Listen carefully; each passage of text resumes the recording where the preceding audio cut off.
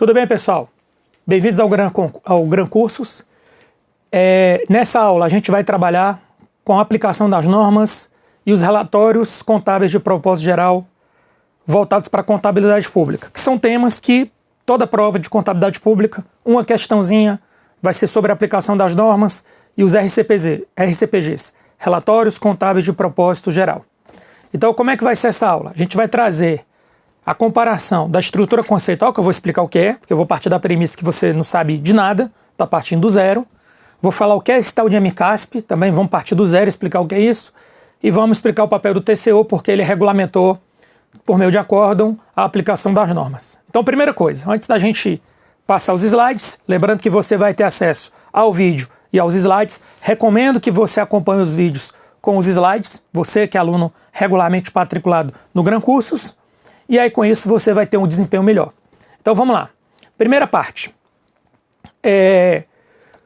Quais são as duas entidades no Brasil que regulam a contabilidade pública, de forma geral? Você tem um Conselho Federal de Contabilidade, preste atenção nisso, Conselho Federal de Contabilidade, e você tem a Secretaria do Tesouro Nacional. Conselho Federal de Contabilidade, Secretaria do Tesouro Nacional. O Conselho Federal de Contabilidade, ele emite normas, ele emite resoluções. Essas resoluções são chamadas NBC-TSP, Normas Brasileiras Técnicas do Setor Público. Então a gente já tem a 00, que é a estrutura conceitual, e já temos válida, certo? Atualmente até a 16. Está para entrar em vigor outras, a meta é chegar até 31, beleza? Então, grave essa ideia inicial. Conselho Federal de Contabilidade emite normas que são aplicáveis ao setor público. E você tem a Secretaria do Tesouro Nacional.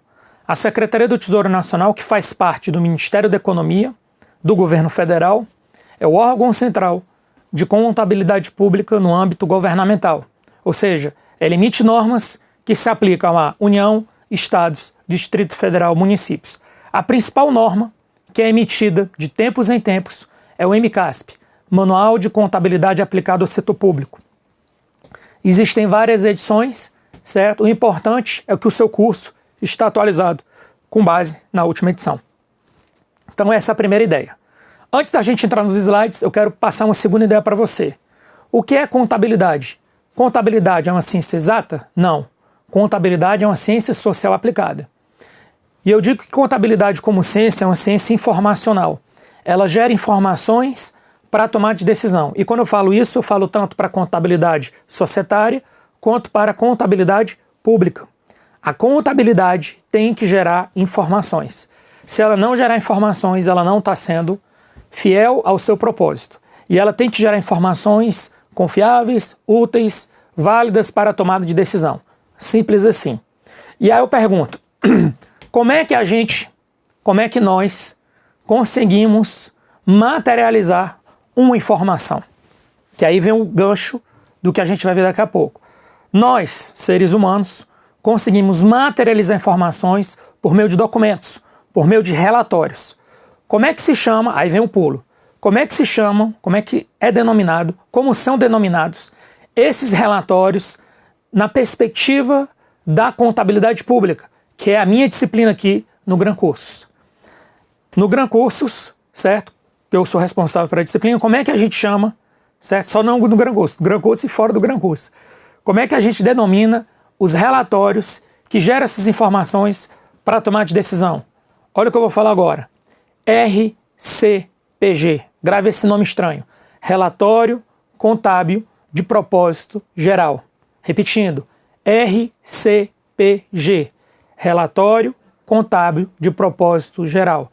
Então, o RCPG é um relatório, é um documento que gera informações para a tomada de decisão. Então, nesse primeiro ponto, antes da gente adentrar nos slides, eu te passei algumas ideias. Primeira ideia, você tem dois órgãos regulamentadores. O Conselho Federal de Contabilidade, que emite normas e resoluções aplicáveis ao setor público, e você tem a Secretaria do Tesouro Nacional, que é o órgão central de contabilidade pública, também emite normas que são aplicadas à União, Estado, Distrito Federal e municípios. Segunda ideia, a contabilidade é uma ciência informacional. Ela tem que gerar informações para tomar de decisão. Terceira e última ideia.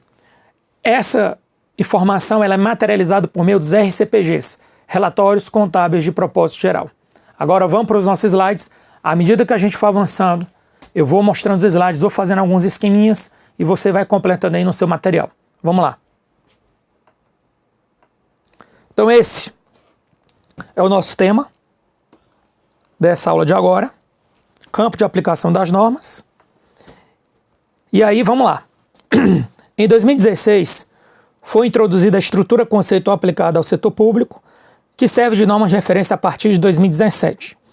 A estrutura conceitual define que o objetivo principal da maioria das entidades do setor público é prestar serviços à sociedade em vez de obter lucros e gerar retorno financeiro aos investidores. Preste atenção no que eu vou te falar. Então, o que está dizendo aí? Só para a gente contextualizar com o que eu falei ontem. Ontem não, agora. Antes. Quando foi publicada essa estrutura conceitual, primeiro, quem publicou essa estrutura conceitual? O Conselho Federal de Contabilidade. Quem participou da elaboração da estrutura conceitual? Um grupo multidisciplinar. Dentro desse grupo multidisciplinar existiam representantes da Secretaria do Tesouro Nacional. Ou seja, a gente pode dizer que a resolução é publicada pelo Conselho Federal de Contabilidade, mas ela foi feita pelo menos a 4 mãos. 2 mãos do Conselho Federal de Contabilidade e 2 mãos da STN. Lógico, houveram outros partícipes, mas o que eu quero deixar claro é que essa resolução ela está alinhada com o pensamento da STN, apesar de ter sido publicado pelo Conselho Federal de Contabilidade. Vamos avançar. Outro ponto importante é que no setor público o foco é prestar serviço à sociedade, é o que está aqui, ó. Então, de novo, preste atenção. O setor público ele não tem como objetivo gerar lucro. Na maioria das vezes não é esse. Ele visa prestar serviços à sociedade, ok? Vamos lá. Assim, o desempenho de tais entidades pode apenas ser parcialmente avaliado por meio da análise patrimonial, do desempenho e dos fluxos de caixa.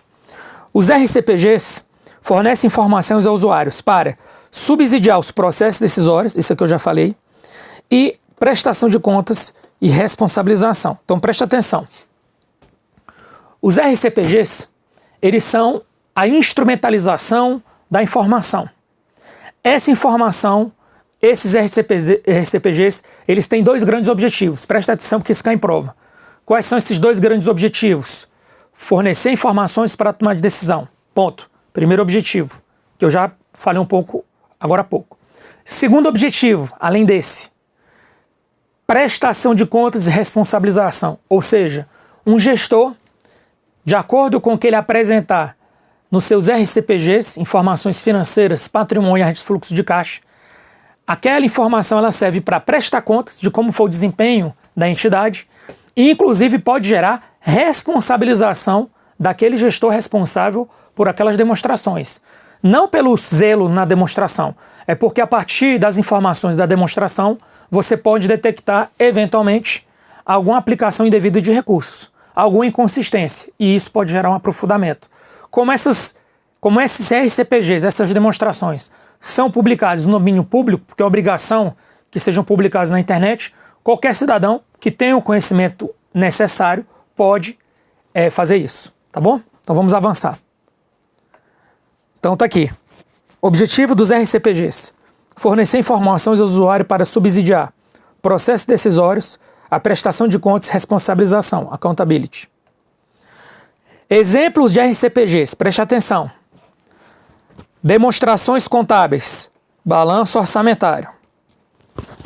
Demonstrativo gerencial, demonstração do resultado econômico.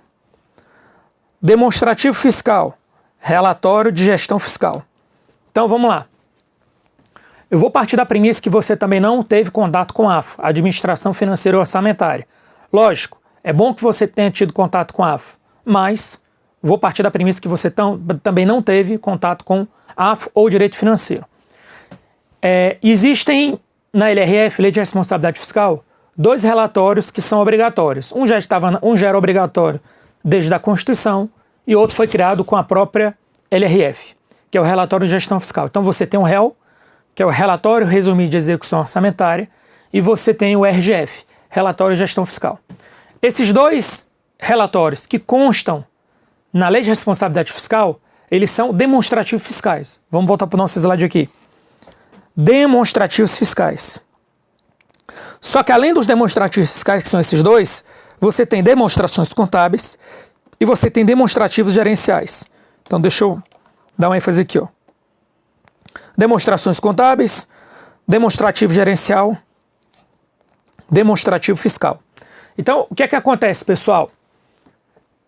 Você está vendo que o RCPG, preste atenção nisso que essa é importante, o RCPG é o gênero.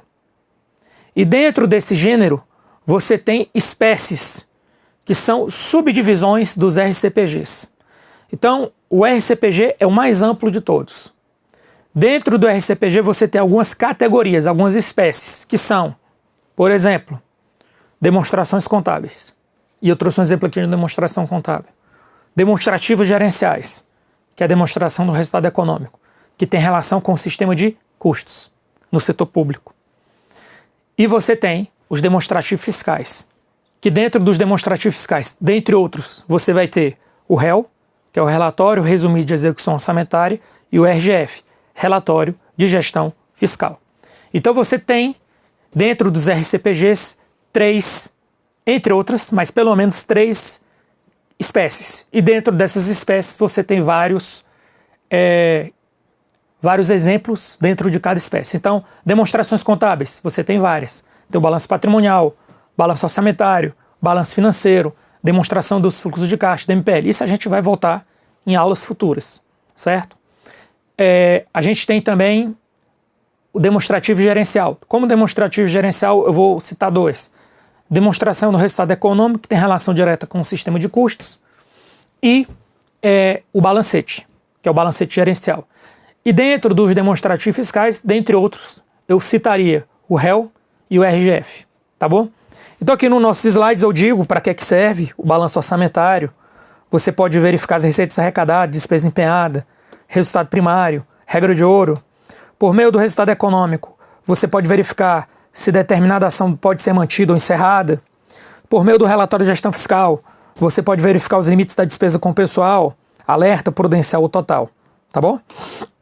Então essa é a primeira parte. Então, moral da história, baseado no que eu falei aqui, antes da gente voltar com o conteúdo. Demonstração contábil é um RCPG? Sim. Toda demonstração contábil é um RCPG. Todo RCPG é uma demonstração contábil? Negativo. Porque existem demonstrativos que são RCPGs e não são demonstrações contábeis. Por exemplo, REL, RGF, balancete, demonstração do resultado econômico. São RCPGs, mas não são demonstrações contábeis. Então, guarde essa ideia, porque essa ideia é importantíssima. Agora vamos para um novo assunto dentro desse tema. Quem deve ou quem não deve aplicar a estrutura conceitual? Vamos lá, é o próximo slide. Então, escopo de aplicação da estrutura conceitual. Aplicabilidade. Obrigatoriamente, as entidades do setor público, quanto à elaboração e divulgação. Ou seja, preste atenção, entidades do orçamento fiscal e seguridade social. Então, vou passar para você de novo. Qual o entendimento aqui do Conselho Federal de Contabilidade? Se você faz parte, preste atenção, se você faz parte do orçamento fiscal e seguridade social, e aí vou partir da premissa que você não sabe AFO, mas que você pelo menos sabe o mínimo de direito constitucional.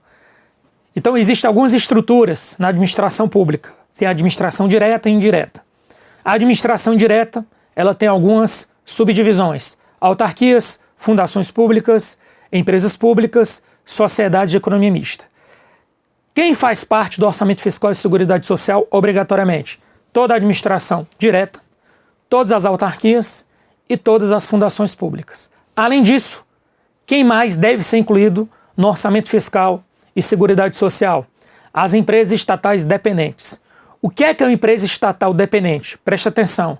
Uma empresa pública e uma sociedade de economia mista, em princípio, ela deveria ser sustentável. Ela deveria caminhar com as próprias pernas e ela deveria fazer parte apenas do orçamento de investimento. Em tese, ela não deveria fazer parte do orçamento fiscal e seguridade social. No entanto, quando uma empresa pública ou sociedade de economia mista, ela não consegue pagar todas as suas contas, contas de rotina, despesas com o pessoal, ou mesmo até consegue pagar as contas, mas não consegue fazer investimentos necessários para a sua razão de ser. E quando, nesses 3 casos, despesas com manutenção, pessoal ou despesas com investimento, ela recebe recursos do órgão que controla ela, porque tanto empresa pública quanto sociedade de economia mista, o ente possui ações que determinam o controle daquela empresa. Na empresa pública é 100% das ações. Na sociedade de economia mista é 50% mais 1. Então, recapitulando, quando essa empresa pública ou essa sociedade de economia mista, ela recebe recursos para pagar esse tipo de conta, ela passa a se chamar empresa estatal dependente e passa a fazer parte do Orçamento Fiscal e Seguridade Social. Então, recapitulando, quem faz parte do Orçamento Fiscal e Seguridade Social? Preste atenção, anote aí. Administração direta, autarquias, fundações públicas e empresas estatais dependentes. Lembrando que o que são empresas estatais dependentes? São empresas públicas e sociedade de economia mista que receberam ajudas para despesas com manutenção, folha de pessoal ou outras despesas de capital, como, por exemplo, investimentos. Então, de forma simplificada, é isso aí. Vamos voltar aqui para o nosso slide. Então, quais são as entidades abrangidas? Aqui, que são obrigatoriamente devem aplicar a estrutura conceitual. Os governos nacionais, estaduais, distrital, municipais, abrangidos pelos tribunais de contas, defensorias, Ministério Público, órgãos, secretarias, departamentos, agências, autarquias e fundações, fundos, consórcios públicos, inclusive empresas estatais dependentes. Quem é que sobrou? Que não está abrangida, mas pode aplicar, ou seja, é facultativo ou apenas por determinação dos órgãos? Empresas estatais dependentes, ou seja, as empresas estatais independentes, elas não estão abrangidas pela estrutura conceitual do Conselho Federal de Contabilidade. No entanto, se assim quiserem, podem aplicar. Na prática, elas vão fazer isso? Não, porque existe todo um custo de transação, um custo de gerar informação associada a gerar informações na perspectiva do setor público. Ou seja, uma empresa estatal independente, como por exemplo a Petrobras, ela segue a Lei 6.404 de 76. Então, se ela começar a gerar informações para a Lei 6.404 de 76 e começar a gerar informações para a Lei 4.320 de 64, estrutura conceitual, ela vai ter um gasto de recurso desnecessário, uma vez que ela não precisa disso. É diferente de uma empresa estatal dependente. A partir do momento que ela vira empresa estatal dependente, como ela passa a ser abarcada pela LRF, ela também deve seguir a estrutura conceitual e ela vai ter um custo a mais, porque ela vai ter o custo de gerar informação pela contabilidade societária e pela contabilidade pública. Mas isso eu volto mais à frente. Beleza? Então, primeira parte. A gente está vendo aqui o seguinte, que a gente tem quem está no orçamento fiscal e seguridade social, obrigatório. Não estão abrangidas, mas pode aplicar os demais. Daqui a pouco tem uns casos aí que eu vou falar. Antes da gente avançar, vou falar agora, especialmente, para quem já estudou essa disciplina algum tempo atrás. Se você está assistindo pela primeira vez, você pode avançar esse minuto agora que eu vou falar, que eu vou gastar aqui mais ou menos 1 minuto. Então, se você já nunca teve contato com a matéria, o que eu vou falar agora para você é relevante. Mas, se você teve contato com a matéria de 2016 para trás, 2016, 15, 14, né, estudou, e aí você vai ter essa dúvida. Professor, em 2013, 14, 15, 16, tinha uma ideia de aplicação total e aplicação parcial da contabilidade pública. Isso continua valendo? Pronto, essa é a pergunta.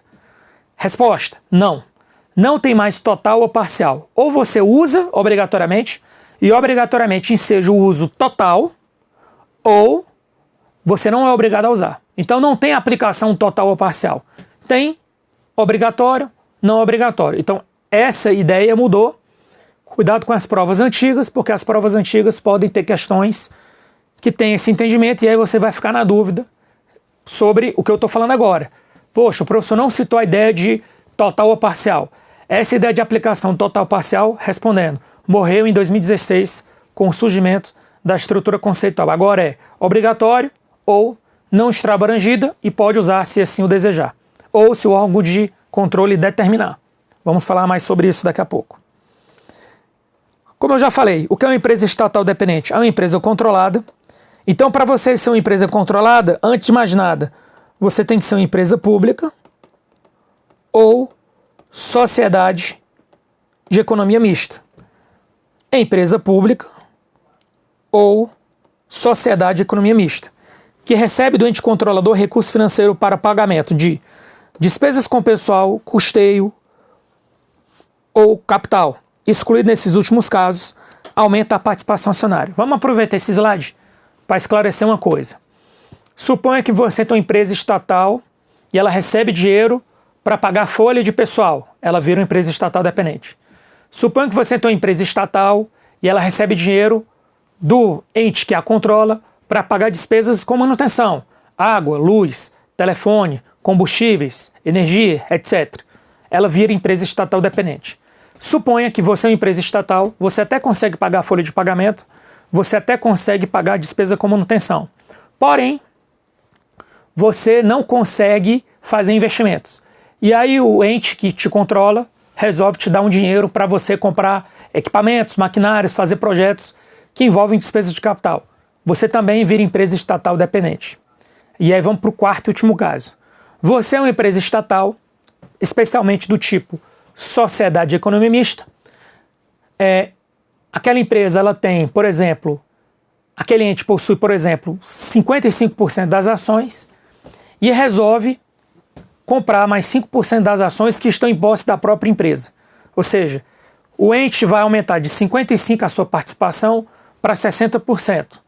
Nesse caso, o ente vai ter que dar dinheiro para a empresa em troca dessas ações. Quando isso acontecer, olha o que eu vou te falar, essa empresa continua sendo empresa estatal independente, porque aí houve uma transação comercial, não houve uma ajuda sem retorno. É diferente das três situações anteriores. O dinheiro vai e não volta nada em troca. Lógico, pode voltar para a sociedade, mas não diretamente para o ente que controla. Nesse quarto caso, vai dinheiro para o lado, vem ação para o outro, a empresa continua sendo empresa estatal independente. Aqui eu trouxe alguns exemplos da administração pública federal de empresa estatal dependente, para você saber, elas existem, elas estão aí. Aqui estão todas as empresas estatais dependentes. Não precisa, preste atenção, você não precisa se preocupar em gravar isso aqui é só exemplo, tá? Voltando para o nosso slide. Isso aqui são exemplos de empresas estatais independentes. Se são empresas estatais independentes, fazem parte do orçamento de investimento. Essas aqui, preste atenção, se você vai fazer uma prova de nível federal, eu ia te sugerir, principalmente tanto em contabilidade pública quanto em AFO, eu ia te sugerir que você guardasse o nome dessas empresas aqui. Porque essas empresas financeiras aqui que eu trouxe são as agências financeiras oficiais de fomento.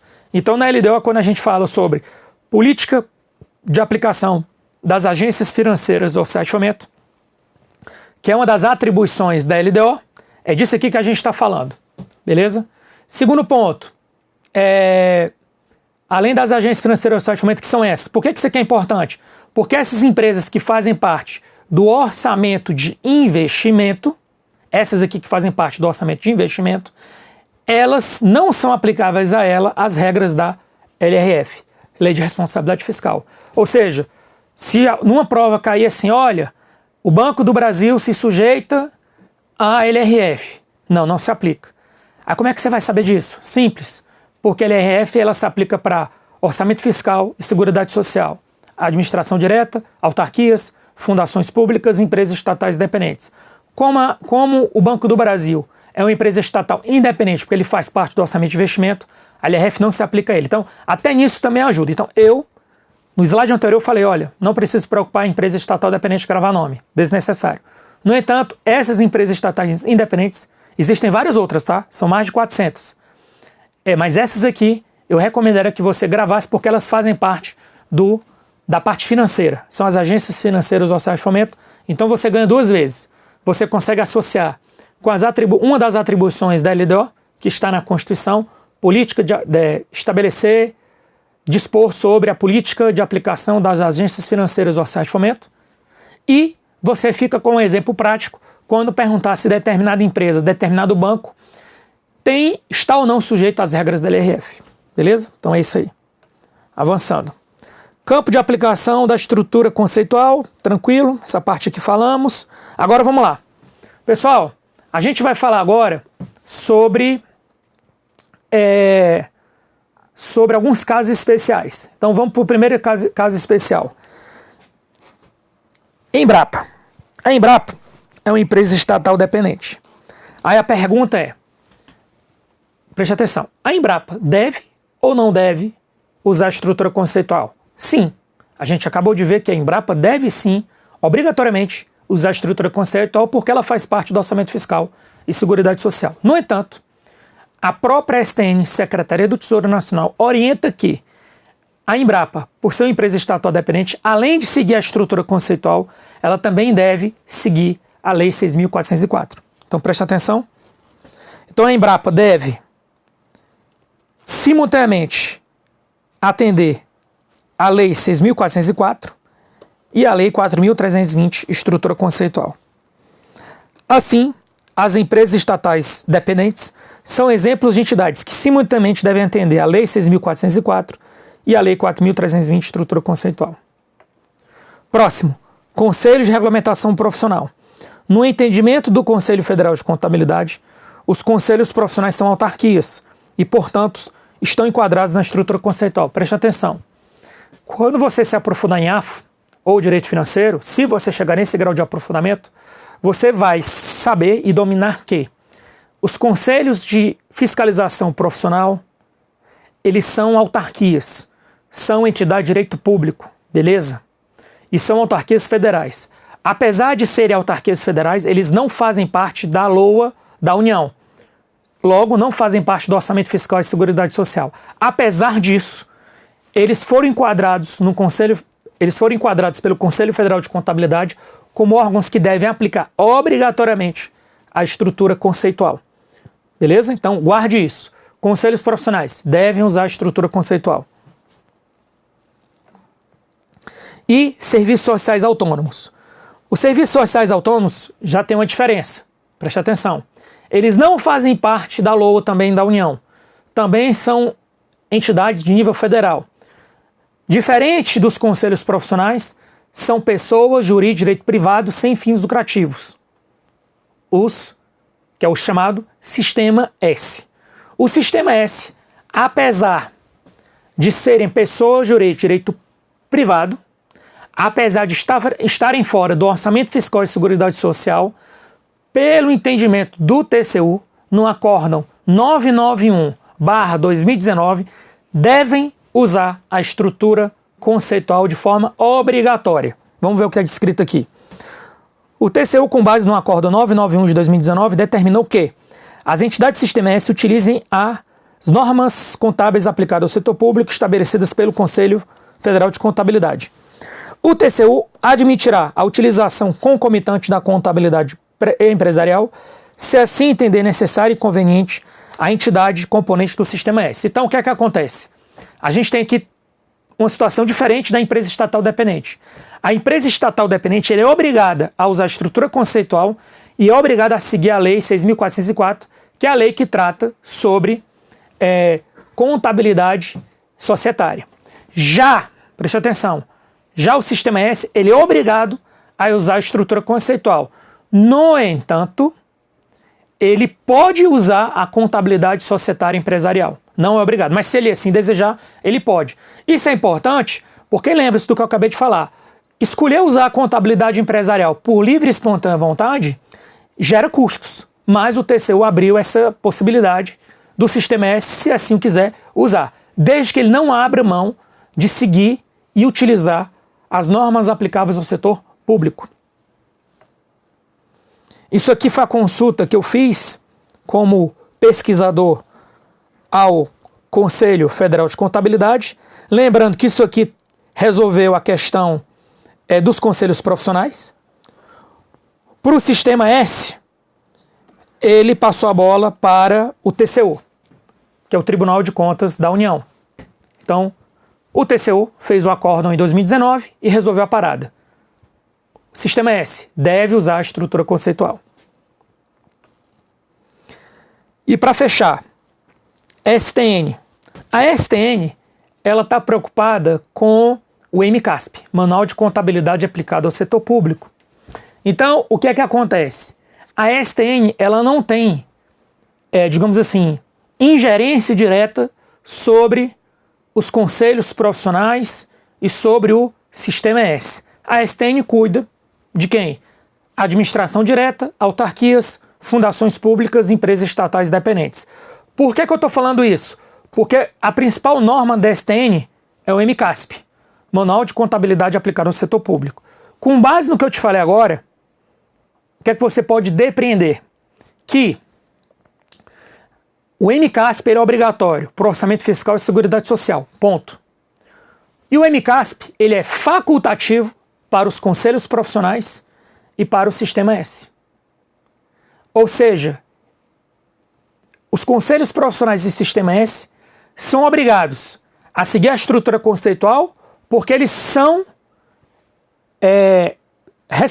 diretamente relacionados ao Conselho Federal de Contabilidade com o apoio do TCU no caso do Sistema S. No entanto, eles não estão jurisdicionados à Secretaria do Tesouro Nacional. Por que eu estou falando isso? Porque existe uma pergunta que é recorrente em prova. São duas perguntas. Os conselhos profissionais e o Sistema S devem usar contabilidade pública? Resposta: sim. Eles devem usar contabilidade pública com base na estrutura conceitual? Sim. São 3 perguntas, na verdade. E vem a terceira pergunta. Os conselhos profissionais e o Sistema S devem adotar integralmente o MCASP? Não, porque o MCASP é da STN. A STN não tem jurisdição sobre ele. Então, o uso do MCASP pelos conselhos profissionais e pelo Sistema S, certo? É facultativo. Então, aqui essa tabelinha resume o que eu falei, ó, preste atenção. Vamos falar do agora. Isso aqui era o antes, só para você saber como era antes, para as questões antigas. O que vale é isso aqui que a gente vai trabalhar agora. Então, como é que funciona? Conselhos profissionais, estrutura conceitual, obrigatório.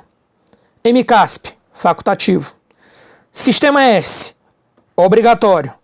MCASP, facultativo. Repetindo mais uma vez. Por que está facultativo o uso do MCASP? Porque o MCASP é feito pela STN. E a STN não tem ascendência hierárquica sobre conselhos profissionais e sobre o Sistema S. No entanto, o Conselho Federal de Contabilidade tem total sobre os conselhos profissionais e tem sobre o Sistema S a partir do poder dado pelo TCU, que determina que o Sistema S siga as normas do Conselho Federal de Contabilidade.